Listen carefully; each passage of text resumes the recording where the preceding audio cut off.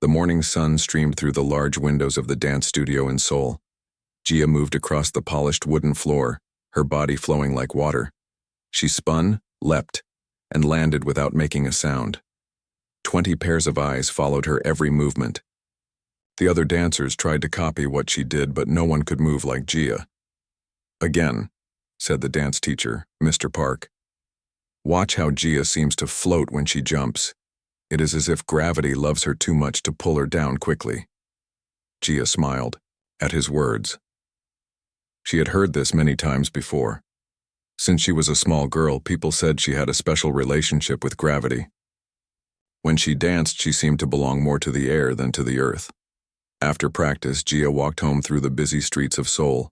Street vendors called out to passing people. Cars honked in the heavy traffic, but Gia barely noticed. In her mind, she was still dancing, working out the small problems in her performance for tomorrow night. The Seoul National Ballet was performing The Lake of Tears, and Gia was the main dancer. People had bought all the tickets months ago. The president of Korea would be there. So would visitors from other countries. Dancing was not just Gia's job or her art. It was her voice, her way of speaking to the world. That night, Gia could not sleep. She stood by her apartment window looking at the city lights and the stars above them. Something felt different about tomorrow's performance. Something important was going to happen.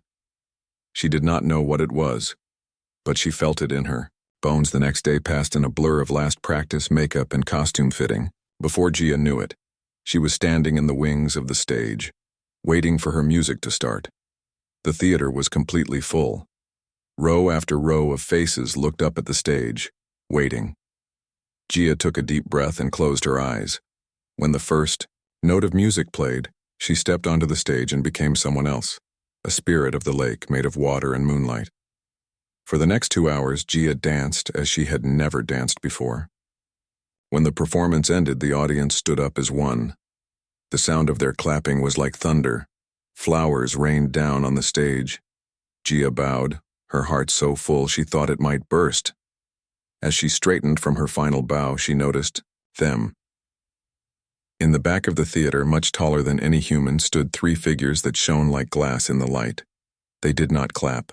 They did not throw flowers.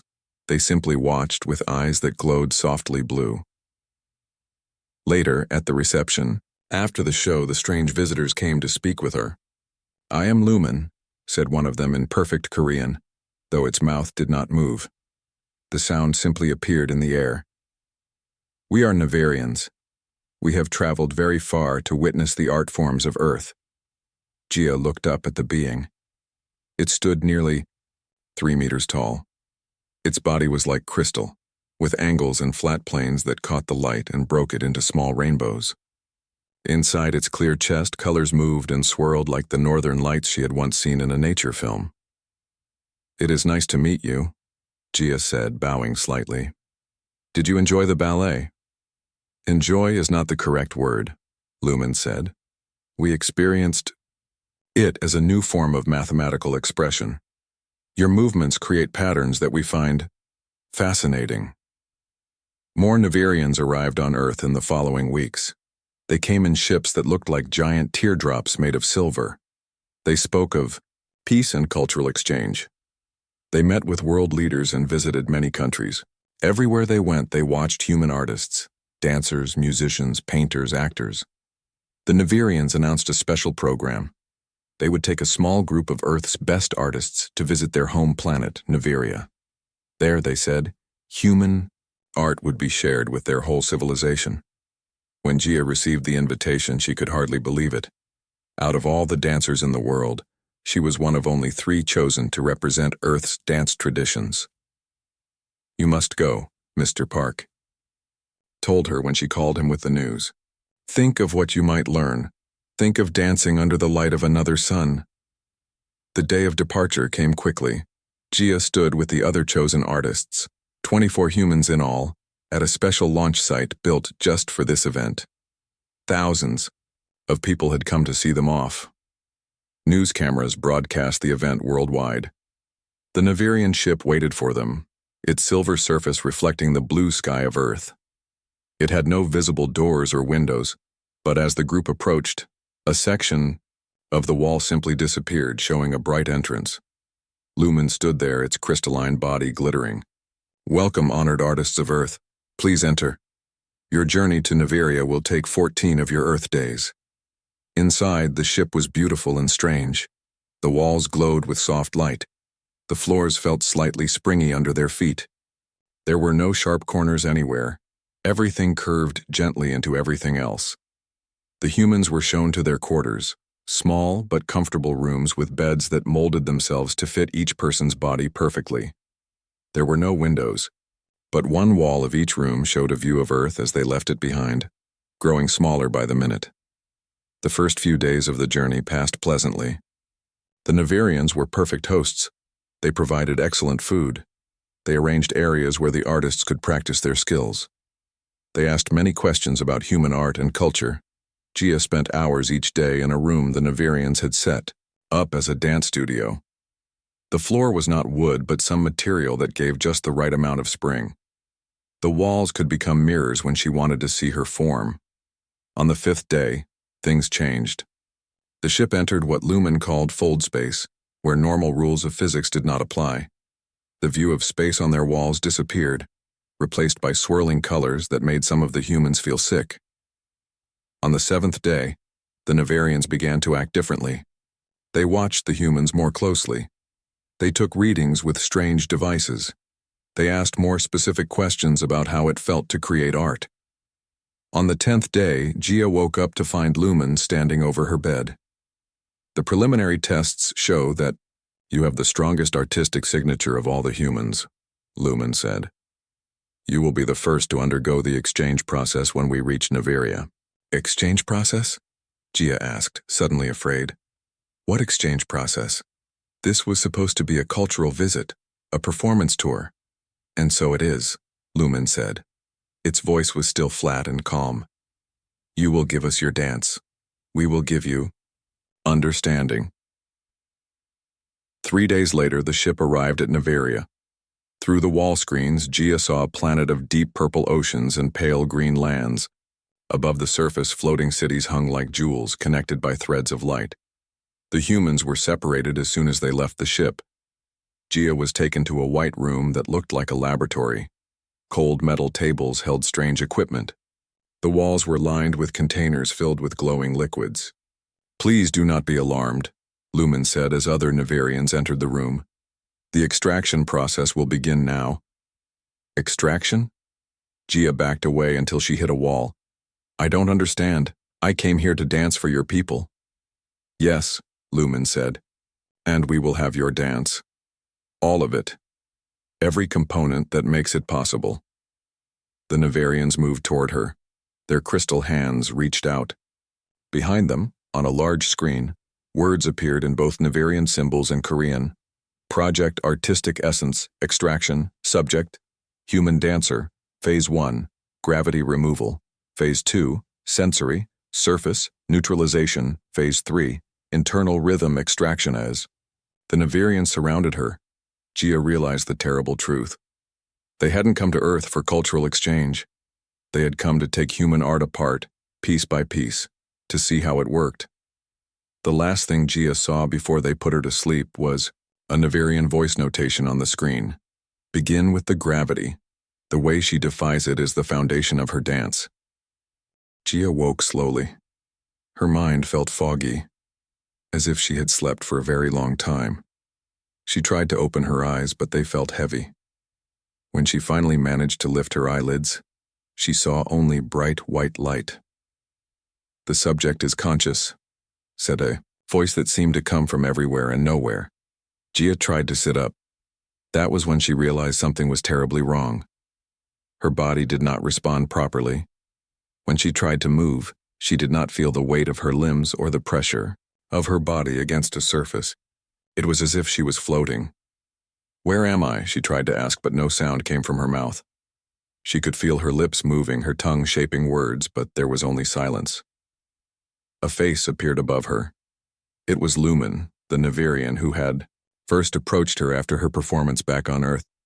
Its crystalline features caught the light, breaking it into tiny rainbows. The first phase of extraction has been completed successfully, Lumen said. Your relationship with gravity has been modified. We have studied the cellular memory in your muscles and bones, how they learned to work with Earth's gravitational pull over your lifetime of dance. Gia tried again to speak, to scream, to make any sound at all. Nothing happened. Vocal function has been temporarily disabled for your comfort, Lumen explained. The extraction process is intensive. Most subjects find it less distressing if they cannot hear their own reactions. 2 more Nevarians entered Gia's field of vision. They were slightly smaller than Lumen, with bodies that were more blue than clear. They carried devices that looked like thin silver wands. Begin phase 2, Lumen instructed.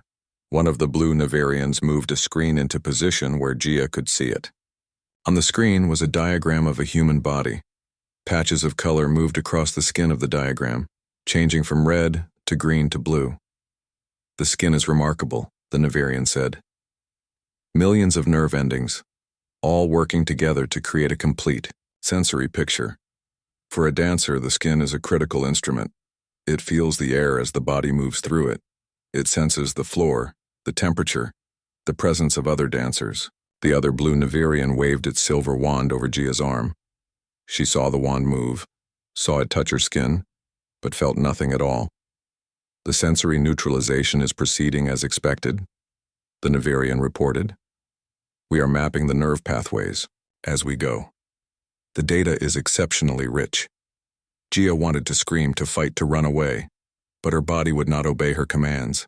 She could only float helplessly as the Nevarian systematically took away everything that made her a dancer. Hours passed, or perhaps it was days, without gravity to help her feel the passage of time, without her skin to sense changes in the environment. Gia began to lose track of when things happened. The Nevarians worked with calm precision. They took readings, made adjustments, discussed their findings in voices that sounded like glass wind chimes in a gentle breeze. During what they called rest periods, they would position her floating body in front of a large window. Outside, Gia could see one of Nevaria's floating cities. Structures of crystal and light hung in the purple sky. Nevarians moved between buildings on bridges made of pure energy. It was beautiful in a cold, geometric way. But all Gia could think about was Earth. The feel of sunlight on her skin, the sound of rain, the pull of gravity that had been her dance partner for all of her life. On what she thought might be the 3rd day, Lumen returned with a new group of Nevarians. These wore covering over their crystalline bodies, marked with symbols Gia did not understand. This is the Oversight Committee, Lumen explained to her. They have come to witness the final phase of the extraction. The committee members gathered around Gia's floating form. They examined the readings on various screens. They nodded their crystal heads in approval. The subject has excellent internal rhythm, Lumen told them. Her heartbeat maintains a perfect tempo, even under stress. Her breathing naturally divides time into measures, the way human music does. And here, Lumen pointed to a screen showing a scan of Gia's head. The brain patterns show strong activity in the regions associated with counting and timekeeping. One of the committee members stepped forward.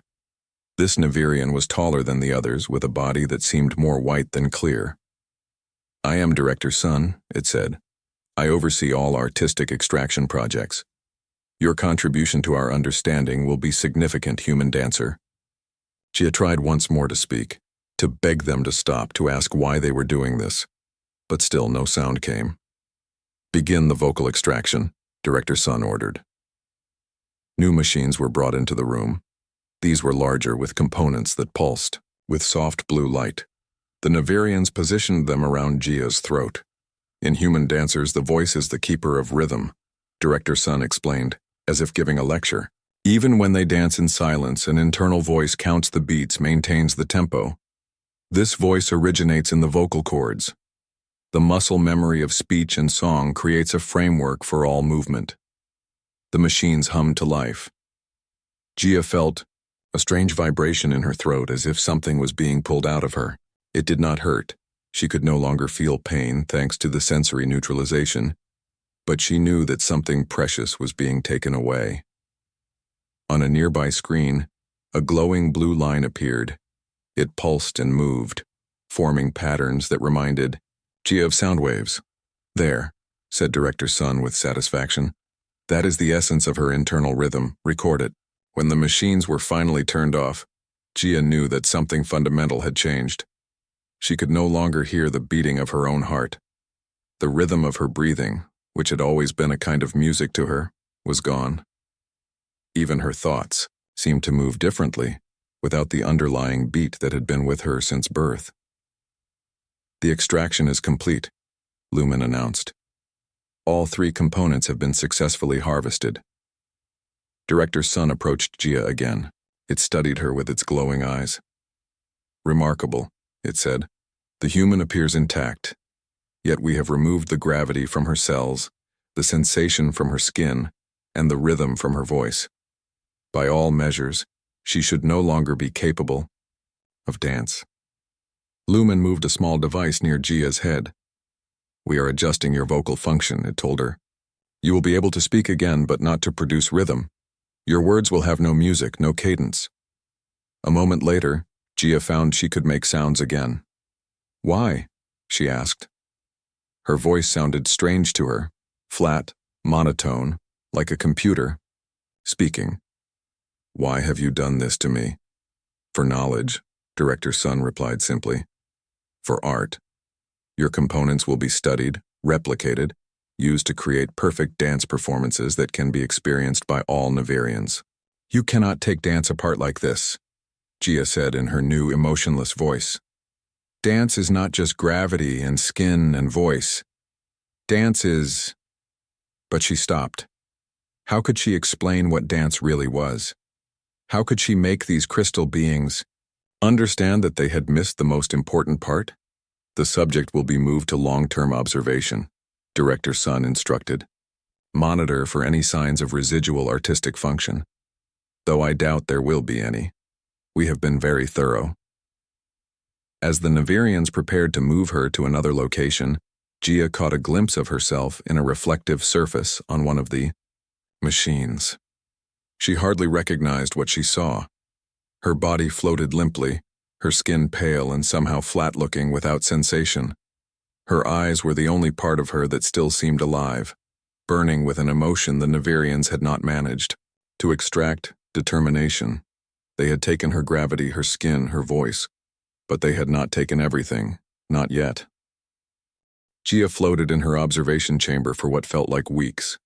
Without gravity, without the feeling of her skin, without the rhythm of her voice, it was hard to know how much time had passed. The chamber was a large, round room with white walls. One side was made of clear material like a window, where Navarians would stand and watch her. 3 times each day, Navarians would come to take readings from her body. They used silver devices that made soft humming sounds. They never spoke to her directly, but sometimes they spoke to each other. "The subject shows no signs of artistic function," one would say. "Brain patterns remain stable," another would note. "Physical condition is maintained at optimal levels," a third would add.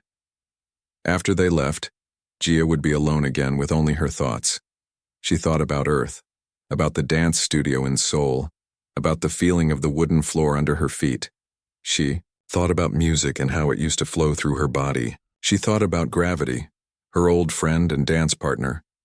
Most of all, she thought about the other human artists who had come with her on the Navarian ship. Where were they? Had they also been taken apart this way?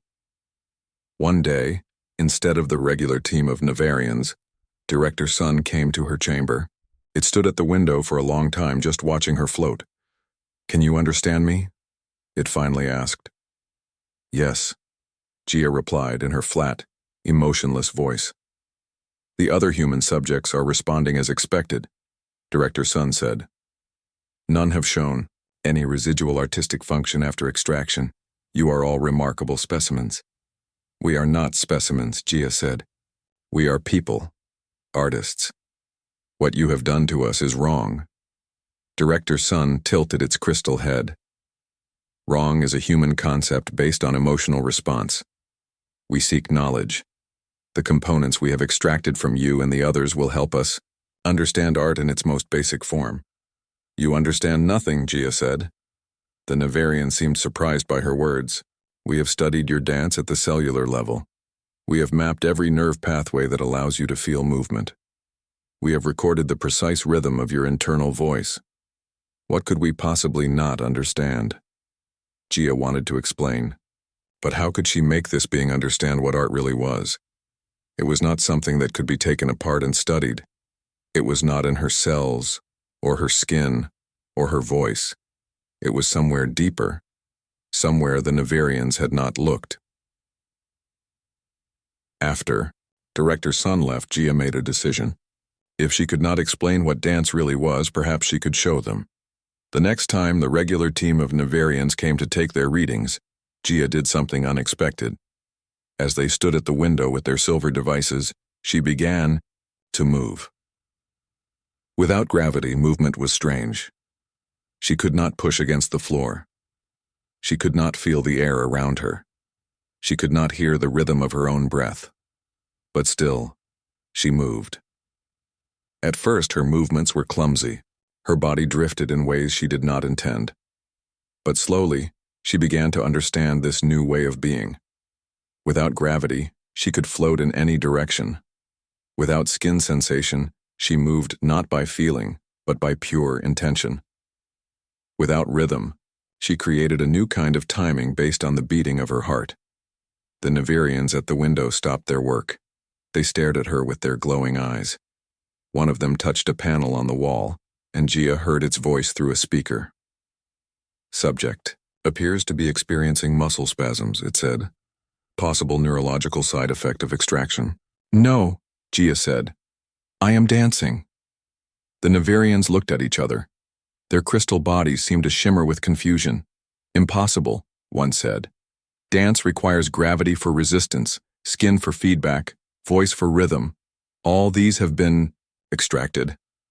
Watch, Gia said, and she danced. It was unlike any dance she had performed on Earth. It was ghost-like, dreamlike. Her body moved through the air of the chamber like a spirit. She used the walls to push herself in new directions. She spun in ways that would have been impossible under gravity. The Navarians watched in silence. More of them gathered at the window as word spread through the facility. Soon, dozens of crystal beings stood watching as Gia continued her impossible dance. When she finally stopped, she floated in the center of the chamber, looking out at the crowd of Navarians. That is dance, she said. And you cannot extract it because it does not live in gravity or skin or voice. It lives here. She placed her hand over her heart. The Navarians did not respond. They simply turned and left the window, their crystal bodies moving stiffly as they walked away. Gia thought they had dismissed her demonstration, but the next day, not only did the regular team return, but they brought others with them. More Navarians crowded at the window, watching as Gia floated motionless in her chamber. Will you dance again? Asked one, its voice coming through the speaker. Gia looked at the crowd of crystal beings. Why should I dance for you after what you have done? We wish to understand, the Navarian said. Gia thought about refusing. These beings had taken everything from her. They had treated her like a thing to be studied, not a person with feelings and rights. But then she thought about dance itself, what it meant, what it was for. Dance was communication. It was a way to speak without words, to share something, beyond language. I will dance, she said. But this time I will tell you a story.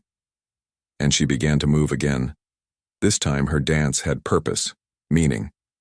She danced the story of her capture. She showed how she had felt when she first saw the Navarian ship, the excitement of being chosen, the horror of waking up in the laboratory.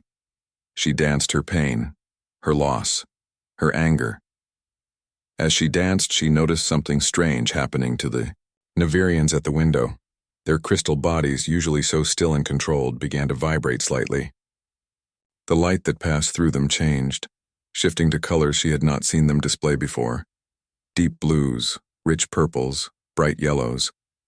When she finished her dance, there was silence. Then one of the Navarians spoke.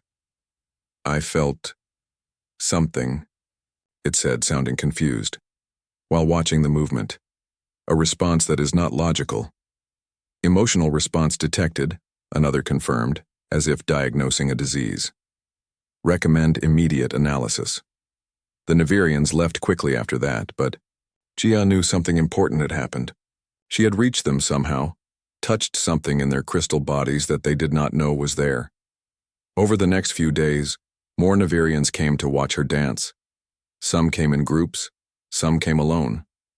Director Sun came every day, standing silently at the window, watching her movements with its glowing eyes.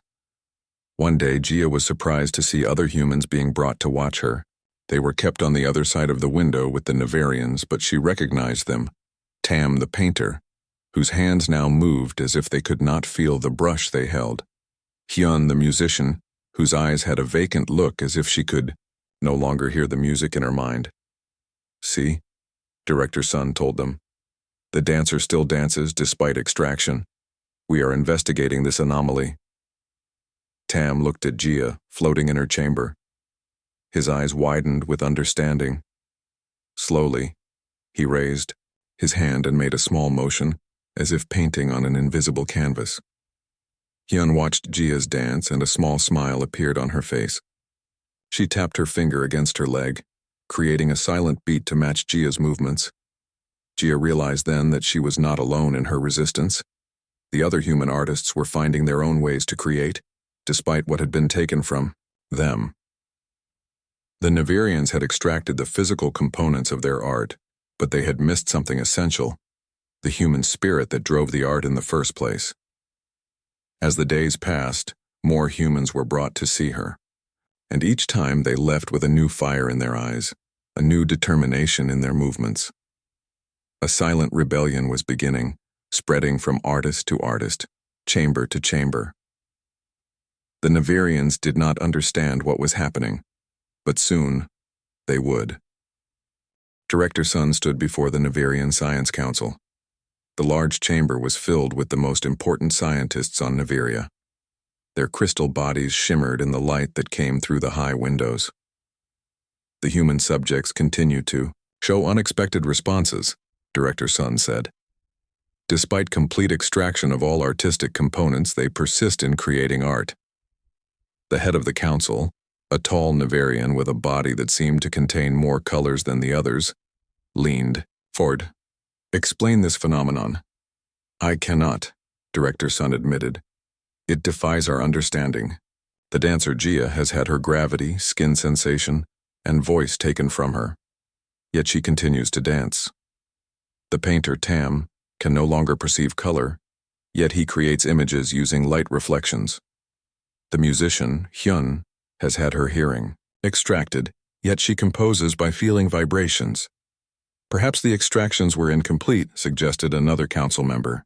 "No," said Director Sun. "Our methods were perfect. We have confirmed that all artistic components are fully removed. This is something else, something we did not know to look for." The council members talked among themselves, their voices making sounds like wind chimes. "I propose a new phase of research," Director Sun continued.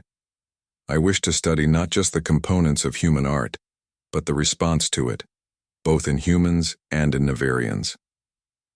The head of the council was silent for a long moment. "Proceed," it finally said. "But be cautious, Director. These anomalies may represent a threat to our understanding of the universe." Back in the research facility, Director Sun gathered a team of the best Navirian scientists. They set up new equipment around Gia's observation chamber. These machines did not measure Gia, but instead monitored the Navirians who watched her. "Today, we will record the brain patterns of Navirians as they observe the human dance," Director Sun explained to the team. "Then we will compare these patterns to those recorded when observing our own Navirian mathematical performances." The scientists nodded. On Naviria, what humans would call art was a form of complex mathematics. Navirian performers created precise, geometric patterns with their bodies, calculated to create perfect symmetry and balance. Audiences appreciated these performances for their mathematical elegance, not for any emotional response. Gia floated in her chamber, watching as the Navirians set up their equipment. She had learned to read their body language a little. They seemed nervous today, their movements stiffer than usual. Director Sun approached the window. "We will observe you again today," it said to Gia. "Please dance as you did before." Gia looked at the Navarian. "What are you looking for?" she asked in her flat voice. "Truth," Director Sun replied simply. Gia began to dance. She had improved her weightless movements over the past weeks. She could now control her floating with small motions of her body. She used the walls and ceiling as launching points. Without gravity to pull her down, her movements could be sustained for much longer than on Earth. As she danced, she noticed the Navarians were not just watching her. They were watching each other. They had attached small devices to their crystal heads, and these devices glowed with changing colors. After an hour, Director Sun signaled for her to stop. The Navarians gathered around their equipment, examining the results. "Impossible," one scientist said. "Run the analysis again," ordered another. "The data is clear," said a third, sounding almost afraid. Director Sun stood very still, looking at the main display screen. "It appears," it said slowly, "that when Navarians observe human dance, our brain patterns show activity in regions previously thought to be vestigial. Those are the emotional centers," said one scientist. "Left over. From our evolutionary past, they should be dormant. They are not dormant now," Director Sun said. "They are highly active, more active than in any recorded Navarian brain scan in our history." The scientists looked at each other. Their crystal bodies vibrated with what Gia now recognized as confusion and fear. "We must expand the research," Director Sun decided. "Bring more Navarians to observe, different ages, different professions. We need to know if this response is universal." Over the next days, hundreds of Navarians came to watch Gia dance. Each wore the monitoring devices on their heads. Each had their brain patterns recorded and analyzed. "The results are consistent," Director Sun reported to the Science Council 1 week later. "All Navarians show activation of the emotional centers when observing human dance. The effect is strongest in younger Navarians and those who work in theoretical mathematics." "This is disturbing," said the head of the council. "Emotion is a primitive response, one our species evolved beyond thousands of years ago. It is inefficient, unpredictable. And yet," said Director Sun, "it appears to be essential to what humans call art. The components we extracted from the humans, gravity, sensation, voice, these are merely tools. The true source of art seems to be in this emotional response.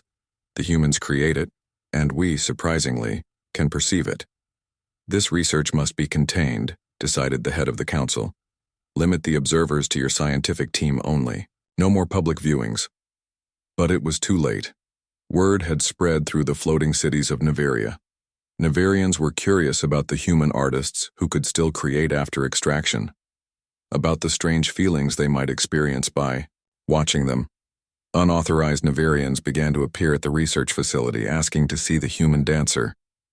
When they were turned away, they found other ways to enter. They shared recordings of Gia's dance despite rules against it. A movement began to grow among younger Navarians. They called themselves the Feeling Ones. They sought out experiences that activated their emotional centers. They created their own dances, clumsy attempts to copy what they had seen Gia do. Director Sun grew more and more fascinated with the phenomenon. It spent hours each day watching Gia dance. Sometimes it would ask her questions afterward. "What do you feel when you dance?" it asked one day. "Feel," Gia repeated. "I cannot feel anything. You took that from me." "Not physical sensation," Director Sun clarified. "The internal experience, the thing that makes you continue to dance even after extraction." Gia thought about this. "Hope," she finally said. "Defiance, longing for home, love for the other human artists, anger at what was done to us. All of these things together. These are emotions," Director Sun said. "We Navarians once had them long ago.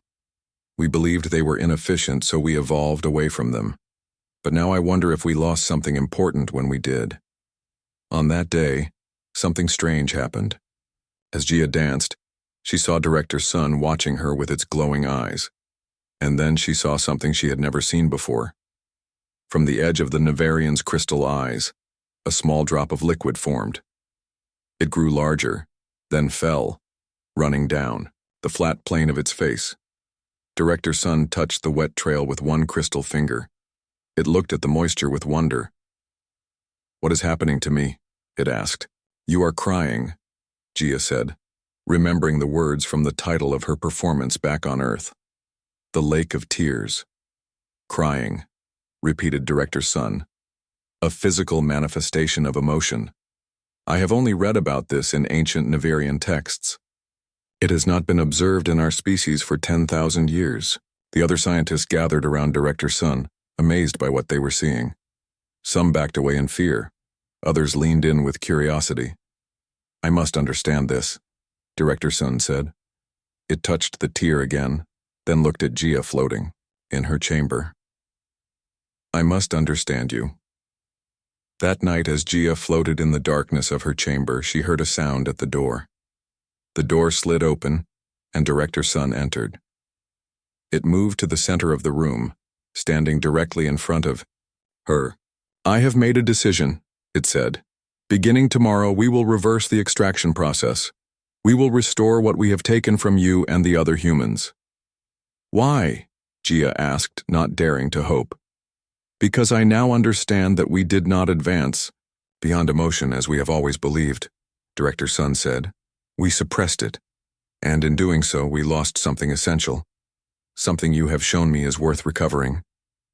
Director Sun reached out one crystal hand toward Gia, stopping just short of touching her. "You have given us a gift," it said. "Now I must decide what to do with it." The next morning, alarms rang throughout the research facility. Red lights flashed in the corridors. Navarian security forces moved quickly, their crystal bodies gleaming as they ran.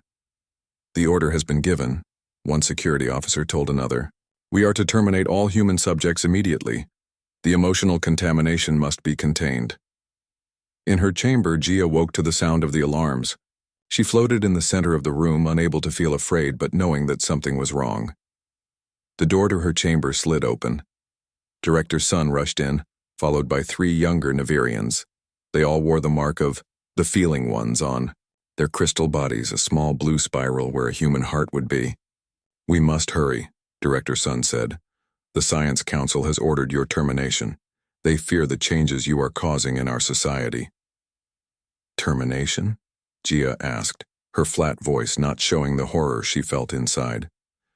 "They believe the emotional response you trigger in us is a threat to our way of life," Director Sun explained quickly. "Perhaps they are right, but I cannot allow you to be destroyed."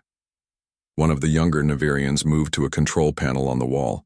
Its fingers moved quickly over the glowing symbols. "I am deactivating your containment field," it said. "You will be able to move freely." Gia felt a change in the air around her. The gentle force that had kept her floating in the center of the room disappeared. Without gravity, she began to drift toward the floor. "Can you restore what you took from me?" Gia asked Director Sun. "My gravity? My skin? My voice?" "Not here," Director Sun said. "Not now. We must get you and the other humans to safety first. Then we can begin the restoration process." The door opened again. 2 Navarian security officers stood there, holding long crystal staffs that hummed with energy. "Step away from the human," one ordered. "By authority of the Science Council, this subject is to be terminated." Director Sun moved between Gia and the security officers. "I cannot allow that," it said. "You are experiencing emotional contamination, Director," the security officer said. "Your judgment is compromised." "My judgment is clearer than it has ever been," Director Sun replied. What happened next was so fast that Gia could barely follow. The security officers raised their staffs. Energy crackled from the tips. Director Sun and the young Navarians pushed forward. There was a flash of light, a sound like breaking glass. When it was over, the security officers lay on the floor. their crystal bodies cracked but still glowing with life. Director Sun stood over them, a staff in its hand. "We must move quickly," it said to Gia. "The other humans are being freed as we speak. We will meet at the transport bay." One of the young Navarians took Gia's arm. Without gravity, it guided her through the corridors of the facility, pushing her along like a floating balloon. They passed other Navarians running in all directions. Some tried to stop them, but most were too confused by the chaos to interfere. In the transport bay, Gia saw other humans for the first time in weeks. Tam was there, his eyes still dull from having his color perception removed. Hyun floated nearby, her face blank from the loss of her hearing. 20 other human artists waited, all changed by what the Navarians had done to them, all floating without gravity. "The transport is ready," called a Navarian at the controls. "We must leave now." "Where are we going?" Gia asked Director Sun. "To the old city," Director Sun replied. "A place where our ancestors lived before we evolved away from emotion. There are technologies there that might help restore what we took from you." The transport was a large, open platform with a shimmering field of energy around it. The humans were guided onto it, followed by Director Sun and about 30 Navarians who showed the blue spiral mark of the feeling ones. As the transport lifted off, Gia looked back at the research facility.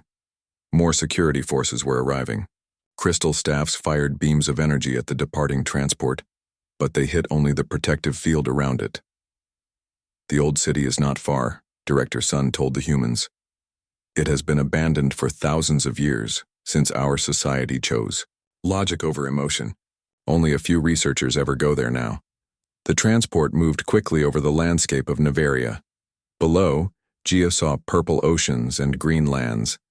In the distance, the floating cities hung like jewels in the sky. It was beautiful, but all she could think about was Earth and the hope of returning there someday. The old city appeared on the horizon. Unlike the floating cities, it was built on the ground, with tall towers of crystal that reflected the light of Navaria's 3 moons. The transport descended, landing in a large open square surrounded by buildings that looked ancient yet somehow still perfect. "This way," Director Sun said, leading them toward the largest tower. Inside, the building was dark and quiet. As they entered, lights began to glow softly, as if welcoming them after a long absence. This was once the center of Navarian art. Director Sun explained as they moved through grand halls filled with strange objects. "Before we decided that mathematics was the only acceptable form of expression." They came to a large circular room. In the center stood a platform that looked similar to the extraction chambers in the research facility, but older, more ornate. This technology was created to enhance emotional expression, not remove it, Director Sun said. "I believe it can be used to restore what we took from you." One by one, the human artists were placed on the platform. Ancient machines hummed to life around them. Lights of many colors played over their bodies. Director Sun and the other feeling ones worked the controls with careful movements. When it was Gia's turn, she floated onto the platform, not knowing what to expect. Would it hurt? Would it work at all? Most of all, would she still be able to dance as she had before, when she was whole? The process began. At first she felt nothing. Then gradually a strange heaviness began to settle into her bones. Gravity was returning, pulling her gently down until her feet touched the platform. The sensation was so strange that she almost fell, but her dancer's balance adjusted quickly. Next came a tingling across her skin, starting at her fingertips and moving throughout her body. Suddenly she could feel the cool surface beneath her feet, the gentle movement of air on her face, the texture of her own clothing. Finally, a warmth spread through her throat. She coughed, and the sound was rich and full. Not flat, not emotionless, but filled with the natural rhythm of human speech. "How do you feel?" Director Sun asked when the process was complete. Gia took a deep breath, feeling the air fill her lungs, feeling the weight of her body, feeling the beat of her heart that now carried rhythm again. "I feel alive," she said, and her voice broke with emotion. Around her, the other humans were also being restored. Tam blinked as color returned to his world. Hyun wept as she heard sounds again for the first time in weeks. All of them moved with wonder, touching things, feeling gravity, making sounds just to hear themselves. The Science Council will send forces here soon, Director Sun said. We cannot stay long, but there is something I must see before we go. It turned to Jia. Will you dance once more? Not as you did without gravity and sensation, but as you did on Earth? I need to understand the difference. Jia nodded. She stepped to the center of the circular room. The other humans and the feeling. Ones gathered around to watch. She began slowly, testing her body, remembering how it felt to work with gravity instead of without it. Then as her confidence grew, so did her movements. She spun, she leapt, she reached toward the sky and swept down to touch the floor. She danced with all the joy of being whole again, with all the relief of returning to herself. As she danced, she saw the Navirians watching her. Their crystal bodies vibrated with emotion. Light played through them in waves of color, and from their eyes tears fell like rain. When she finished, there was silence. Then Director Sun stepped forward. Now I understand, it said. What we saw before was beautiful, but this is transformation. You do not simply move through space, you transform it, and in doing so, you transform those who witness it. Outside, they heard the sound of approaching transports. The security forces had found them. We must go, Director Sun said urgently. We have prepared a ship that can take you back to Earth. Some of us will go with you, to learn more about human art and emotion. And the others? Jia asked, looking at the feeling ones. We will stay and face what comes, Director Sun said. Our society must change. It will not be easy. But what you have shown us cannot be unfelt, cannot be unknown. The tears have already been shed. As they hurried toward the waiting ship, Jia looked back at the old city of the Navirians. Once, it had been filled with art and emotion. Perhaps it would be again. She thought of the title that had been given to her performance back on Earth so long ago, the Lake of Tears. She had not understood then how prophetic it would be, how her dance would bring tears to beings who had forgotten how to cry, how those tears would become a lake of change, spreading across an entire world. They had taken her gravity, her skin, her voice, but in doing so, they had discovered something they had lost long ago. And when she danced, they wept, and in their weeping they found themselves again.